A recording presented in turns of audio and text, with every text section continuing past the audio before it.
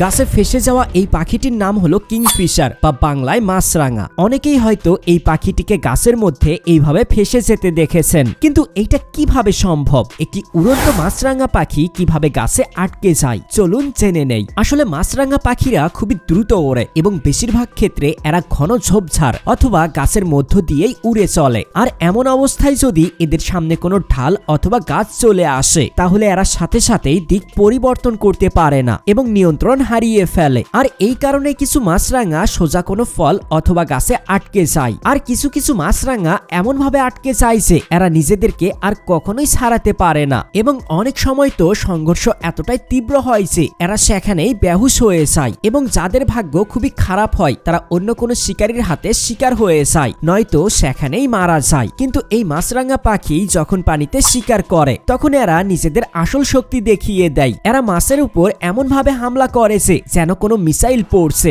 এবং এদের গতি এতটাই তীব্র হয় যে চোখের পলক ফেলার আগেই এরা শিকার করে ফেলে। আর অবাক করা বিষয় হলো যে মাছরাঙা তার মাথা পুরো 360 ডিগ্রি পর্যন্ত ঘোরাতে পারে এবং যখন এরা শিকারের উপর মনোযোগ দেয় তখন এদের শরীর নড়লেও মাথা একদম স্থির থাকে। বন্ধুরা, এইরকম ইন্টারেস্টিং ফ্যাক্টগুলো জানার জন্য ফ্যাক্ট রিসার্চের সাথেই থাকুন। ধন্যবাদ।